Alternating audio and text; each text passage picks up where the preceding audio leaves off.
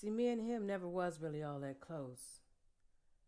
I guess 'cause I never was really all that cute, but Talanda, well, she was more. Been friends 60 years now, and I won't try to explain her kind of special, but that's what I called her, more.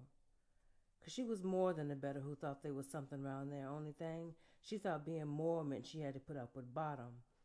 So quite natural like she married the biggest asshole she could find, who confused real life with bullshit on a daily. So I guess on the other side of things, he was more too. Hell, he was the most.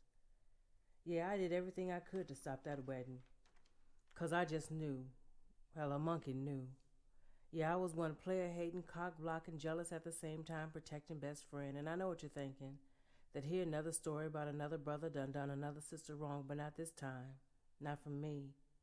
Yeah, he had everything to do with the technical parts of her death, but damn it, now she did it to herself. May as well go and call a lie, and let the living live is what I always says. I told Talanda time over time, Talanda, a woman's got to love herself enough to love herself all by herself if she got to. You got to go. You's a dead woman in this house. But every time I tell her, she just look at me cross and tell me shame on me for not showing family respect. See, I never did tell nobody but Talanda, but me and him is first cousins on my daddy's side. But that don't never no mind to me. Woman is thicker than blood. Always has been. Besides, Talanda was my friend, my very good friend. Now I need y'all to excuse me, but I had to tell y'all that before I could begin this story right. I saw her blood all over me before he even shot her. For years she put up with senseless beatings and name callings, some stabbings and gamblings. Cheatings was a given 'cause it was a time we lived in, time we living in now. So quite right, he was a liar too. To this day I'll never know why he bothered with that. The truth was right there in his drawers, and she washed them out every night for 49 years. But habit is habit, I guess.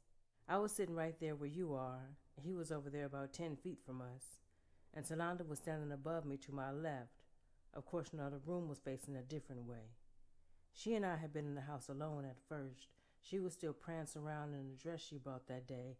I didn't too much care for it, but I was glad to see her proud, with her head up finally, and some strength about herself. Talanda was a tall woman, about 5'9", thin too, about 125. Cute little shape though, little old waist and okay breasts and hips for a woman our age. Of course, she never did have no kids she was allowed to keep. Now the dress was red. Not really blood red, but I bet it used to be when it was new. In good shape, though. It had small blue and yellow flowers or something all over it. A long dress. Red buttons going all the way down, except the one at the waist didn't match. Not by design, though, like somebody did best they could to replace it before they passed it on. It had short sleeves, a swoop neck collar, an elastic band on the back, and rayon? Rayon. Yes, indeed. She was somebody new in that dress. Somebody I didn't even know, and I'd known her a long time. She brought the dress from a second-hand store, and I like to believe that the woman who owned it first was some kind of kin to her, was sending her some kind of message, some kind of strength right through the dress. Now me, I was just sitting there drinking wine. I keeps me a short dog in my purse, you know. Then he comes in pushing right past us like he high off of something.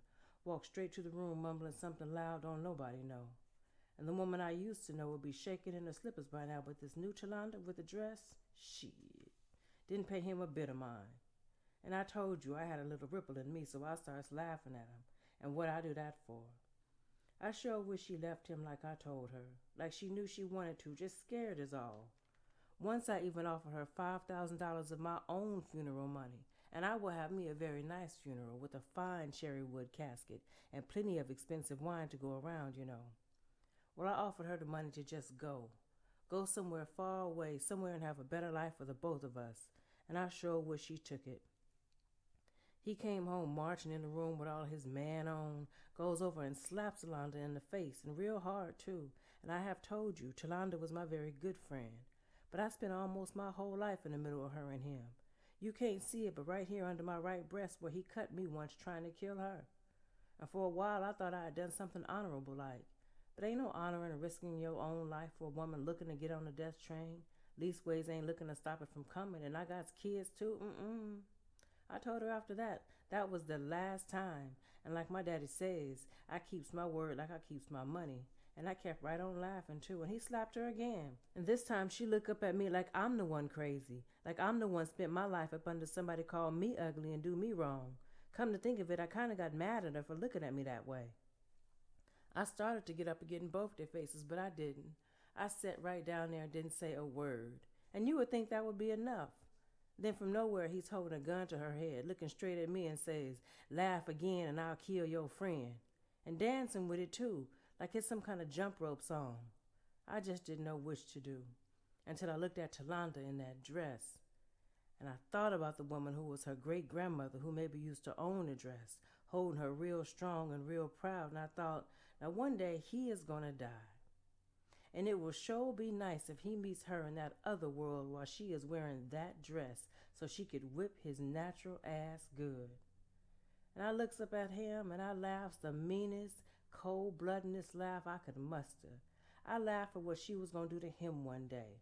Because if she was going to die, because now everybody is, then she was going to die in that dress. I would see to it. Like I have already told you, Jolanda was my very good friend.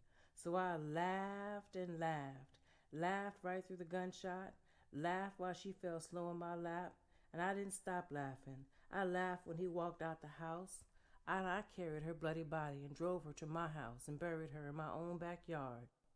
Now every year on September the 23rd, I sits on his porch with a candle all lit up. And every year when his new wife asks what I'm doing, I looks up at the sky and says sadly and happy at the same time, well, I'm laughing.